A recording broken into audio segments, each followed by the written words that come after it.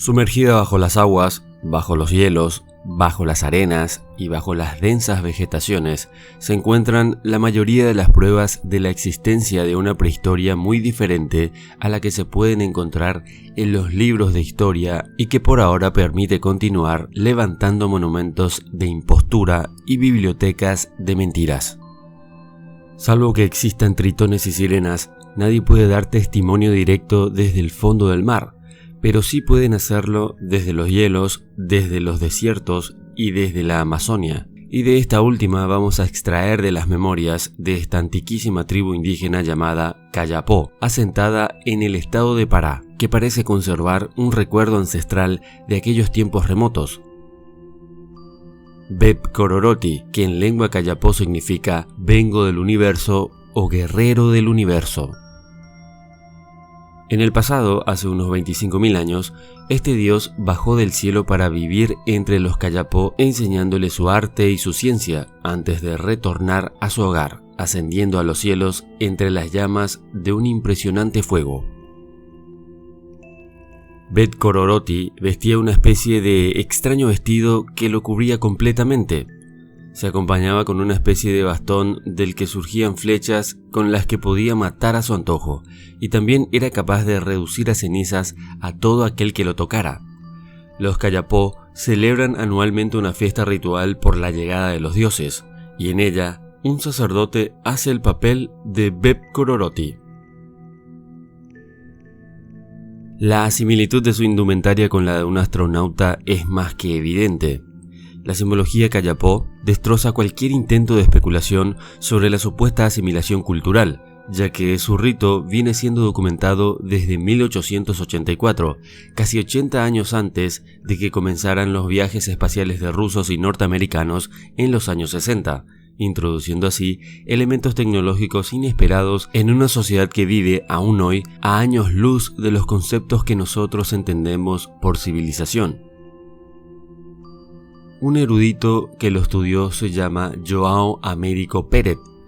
Este publicó una serie de fotografías de los nativos en ropa ritual en 1952, también una década previa al inicio de la carrera espacial, y aseveró que esta vestimenta venía siendo utilizada por ocasiones festivas desde tiempos inmemoriales.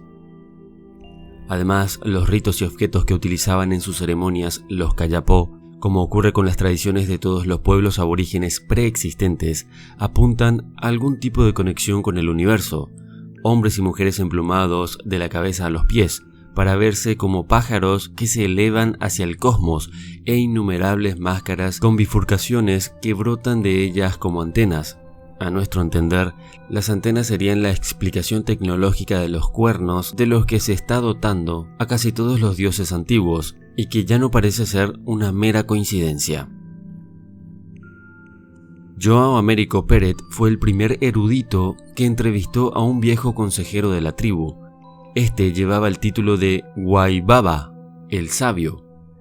El objetivo obviamente de la entrevista era que este sabio relatara detalles de la ancestral leyenda, y este contó que el pueblo Kayapó vivía en una sabana grande, muy lejos de su actual ubicación, desde donde se podía ver una sierra de nombre Pucato Ti, y fue desde allí que un día, descendiendo de las estrellas custodiadas por Memikeniti, su guardián eterno, llegó por primera vez al pueblo Bep Kororoti, vistiendo un bo, el traje de paja que intenta la tribu reproducir en sus ceremonias, que lo cubría de la cabeza a los pies, y portando un kop, un arma de trueno en la mano con el cual podía destruir árboles y piedras.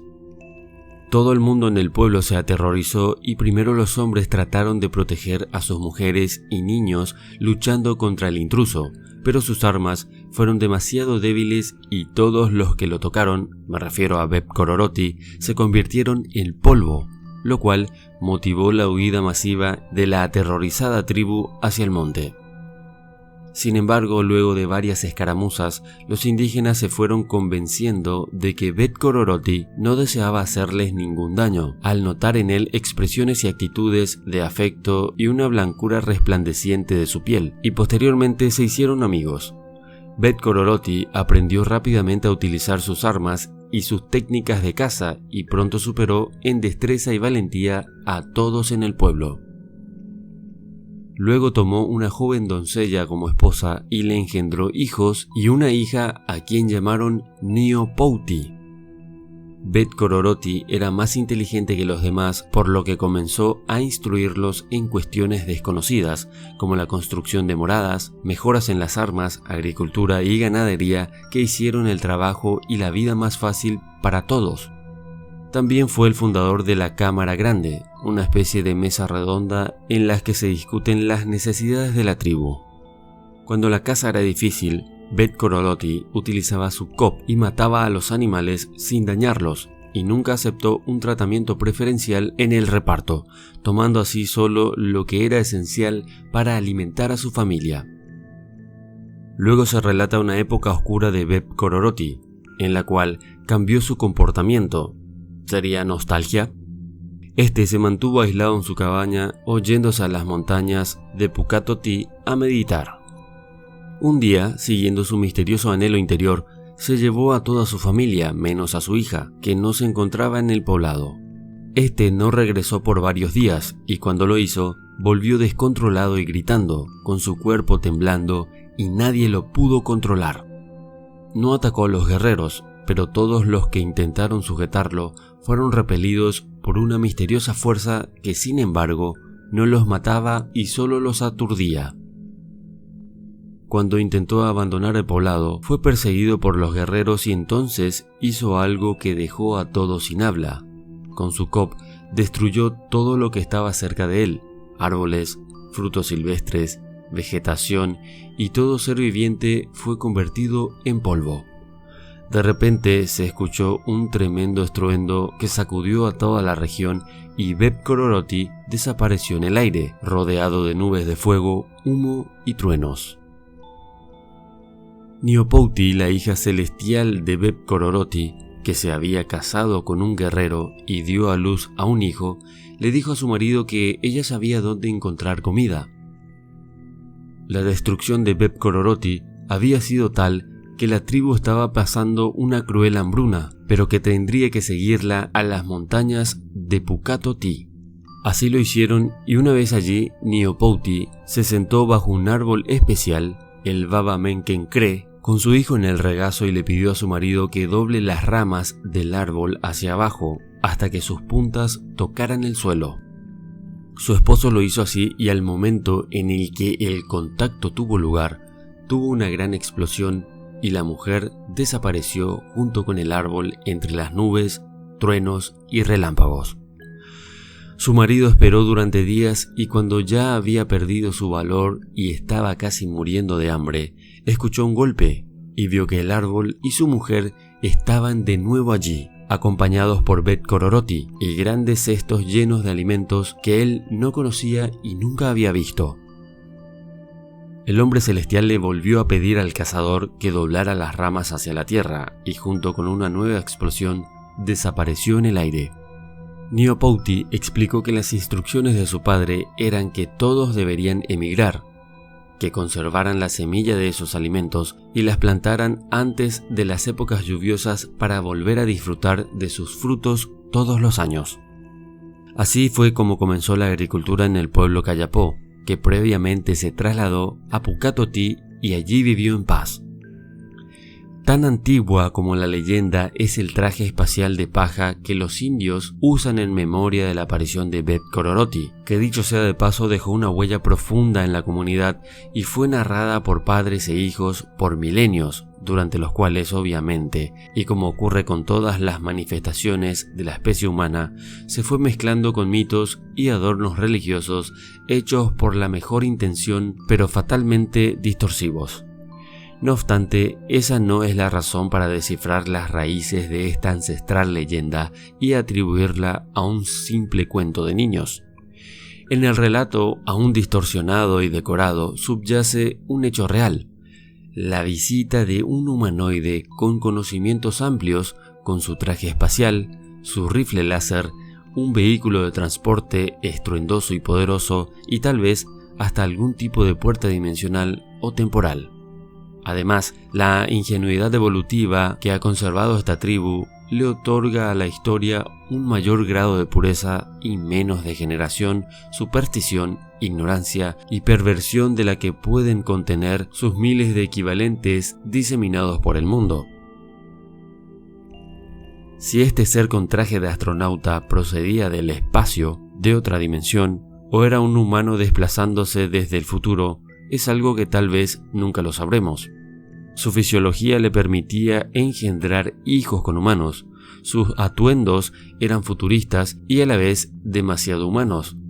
¿Qué posibilidades hay de que otra especie que haya evolucionado cultural, tecnológicamente e incluso físicamente desde otras bases generen una estética espacial tan parecida a la humana? Salvo, claro, que se tratase de nuestros padres, y su interés por relacionarse amistosamente parecía perseguir fines similares a las experiencias que hoy realizamos nosotros con otras especies como monos o los delfines.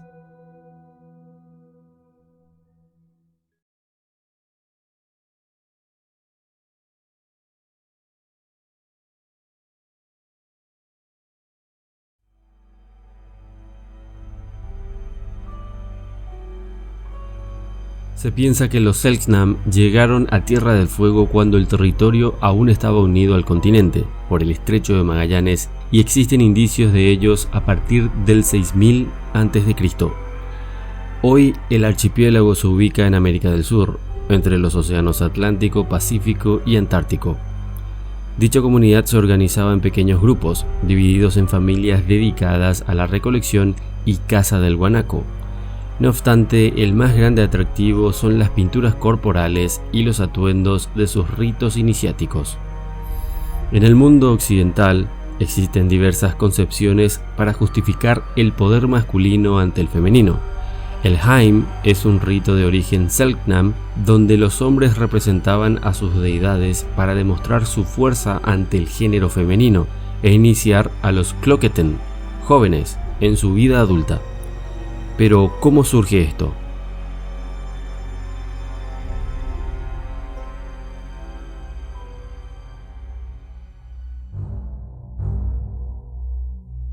De acuerdo a esta cosmovisión fueguina, en el principio, habitaron los Howen, entes con atributos de la naturaleza, la luna, el sol, los ríos, las estrellas y animales, y existía el matriarcado. Las mujeres tomaban decisiones y dominaban a los hombres, quienes las obedecían, pero estos tenían mucha fuerza. Por eso Cre, la mujer luna, pensó en un ritual secreto para conservar el poder. El rito consistía en reunirse bajo una choza, aislada del campamento, para que los hombres no pudieran verlas.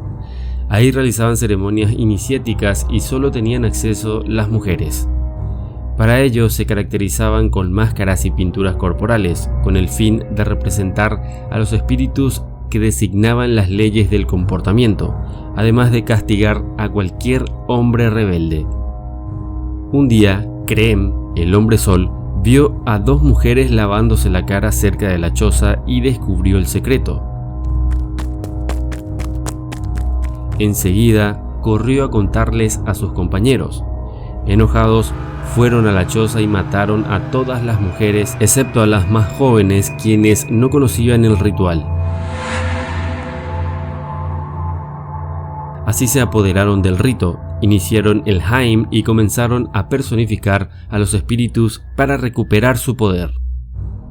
A partir de entonces, los espíritus se encargaron de atormentar a las mujeres reticentes a la obediencia, además de someter a los Cloqueten a pruebas físicas para aprender los secretos tribales y continuar con su linaje.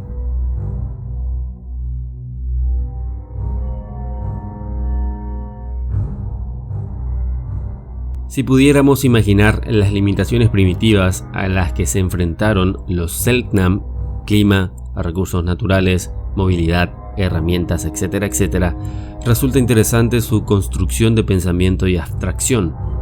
Para ellos, era muy importante asociar el entorno con sus necesidades básicas, espirituales y representar el mundo que los rodeaba. Debido al clima, cubrían sus cuerpos con pieles, pero bajo estas, la pintura corporal era parte de su vestimenta normal y cumplía varios objetivos. prácticos con el fin de distinguir sexo, edad, jerarquía, territorio, etcétera, etcétera. También espirituales, que les permitía estar en contacto con el mundo animado. Estéticos, porque les brindaba protección y belleza. Por ello, idearon mezclas, formas de procesamiento, técnicas y utensilios de aplicación con los cuales decoraban sus cuerpos. En los rituales, primero cubrían su piel con un tono para continuar con el diseño. Los trazos consistían en líneas o círculos y dependiendo del espíritu se usaba el color y el trazo. Por ejemplo, el rojo se atribuía al cielo oeste, el negro al norte y el blanco al sur. No había color que se asociara con el cielo este, aunque es posible que la referencia estuviera dada por los dibujos. Por último, el diseño de la máscara correspondía con el cuerpo.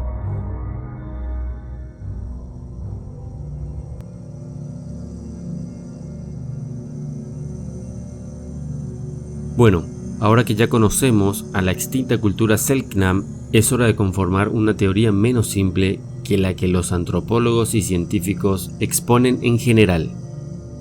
Para empezar, tenemos que tener en cuenta unos cuantos factores. Primero, las pinturas del cuerpo, la forma, los colores y los rituales. Segundo, las demás culturas que comparten un comportamiento similar a los Selknam.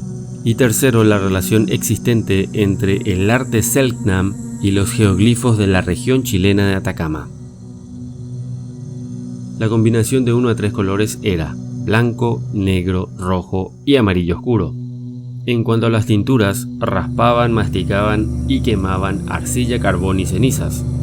Luego las mezclaban con grasa animal, agua, sangre y saliva para decorar sus cuerpos con los dedos, las palmas de las manos y en el caso de diseños con líneas, las uñas. Las formas y colores de las mismas son bastante extrañas. Si vinculamos a estas formas de arte con la naturaleza, no tiene mucho sentido. Como sabemos, nuestros ancestros tenían la costumbre de expresar todo lo que veían en su tiempo. Me refiero a documentar las cosas que veían mediante cualquier tipo de arte, ya sea en pinturas rupestres, edificaciones masivas, esculturas expresivas, arte corporal y las más avanzadas en escrituras. Con todo esto, si nos fijamos bien en la forma y color de la expresión corporal de estos ancestros, ¿a qué nos recuerda? A más de uno le llamará la atención ver esos colores y formas. Parecieran ser imitaciones de seres, animales o algún otro ser que interactuó con ellos. A lo que voy es que las formas son muy extrañas y hacen volar nuestra imaginación. ¿Podrían estas pinturas ser representaciones de alienígenas? ¿Pudieron los Selknam imitar el aspecto de los seres que vinieron en esos tiempos remotos? Verán, este arte corporal recuerda mucho a la tribu de los Dogon en África. Básicamente los atuendos hacen referencia a sus dioses que en teoría vinieron del cielo, más específicamente de la estrella Sirio. ¿Acaso estamos ante la misma expresión artística? Podría ser tranquilamente, ya que como les dije, nuestros antepasados tenían la manía de documentar todo lo que veían, y en muchos casos eran muy exactos al reproducir o hacer réplicas artísticas de ellos.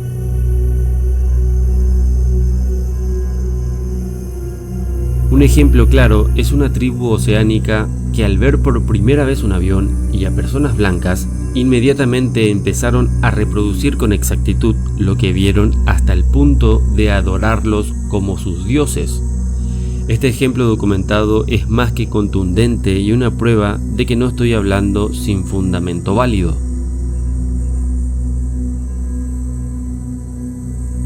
Este culto se llamó cultos cargo y se lo conoce como un conjunto de movimientos religiosos poco ortodoxos que aparecieron entre varias tribus de Australia y Melanesia tras su contacto con el mundo occidental. Las fuerzas estadounidenses llegaron a la isla de Tanna para reclutar a 1000 hombres con el propósito de que los ayudasen a construir un aeropuerto y una base militar en la vecina isla de Efate. Para los lugareños, los soldados norteamericanos que aterrizaban con sus aviones durante la Segunda Guerra Mundial eran como deidades. seres supremos que transportaban toda clase de objetos tecnológicamente avanzados. También tenemos que en el suroeste norteamericano encontramos petroglifos o grabados rupestres que asombran a cualquier espectador, ya que representan entidades de cuerpos delgados con ojos grandes y cabezas bulbosas. Los Hopi traducen estas pinturas rupestres como un encuentro o interacción entre los seres humanos antiguos y esta especie exótica o extraterrestre, también llamados los hombres de Orión. El término Hopi para Orión es Hot-Uncam, cuya traducción sería collar, lo cual podría hacer referencia a las 3 estrellas del cinturón de Orión, la constelación más importante en los cielos y a la que consagraban sus ceremonias sagradas. El dios de la muerte de los Hopi, la tierra y el inframundo se llama mejor dicho, Masau. Comparado con las hormigas, posee un conocimiento tanto de la superficie de la tierra como de las regiones del inframundo, portando una máscara con grandes ojos y boca grande, una enorme cabeza calva y de su frente sobresale una arista. Sus pies son largos como brazos y su cuerpo es de color gris, color esencial, ya que su nombre proviene de la palabra Hopi Masi, es decir, gris, presentando una incómoda relación de imagen a los contemporáneos extraterrestres grises. Por último tenemos que hablar del gigante de Atacama. Si bien es cierto, su forma es humanoide, claramente es una especie exótica, ya que la cabeza es totalmente extraña y muy parecida al del dios Viracocha.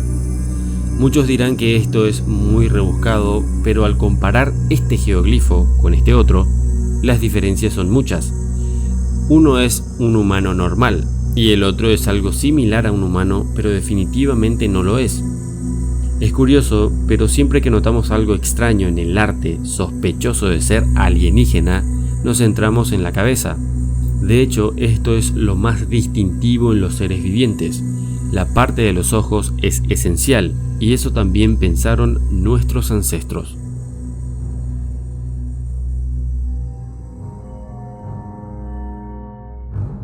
Estos ejemplos definitivamente nos muestran otra cara de las culturas antiguas. Nos muestran una alternativa a las historias que siempre nos han contado. No afirmo nada con decir esto, solo estoy barajando más opciones sobre nuestro pasado distante. Yo creo, y es muy posible, que nos hayan visitado en el pasado seres de otros mundos, y también tengo muchas dudas sobre nuestra evolución como especie, y no hablo de los animales, hablo de la raza humana. Nosotros posiblemente fuimos retocados de alguna u otra forma, ya que no existe ningún ser vivo inteligente y consciente como nosotros en este mundo de millones y millones de especies de animales. Entonces, es muy extraño que de entre millones y millones de animales, en evolución, solo nosotros adquirimos inteligencia y conciencia. ¿Qué opinas? Pon lo que piensas en los comentarios. Muchas gracias y hasta la próxima.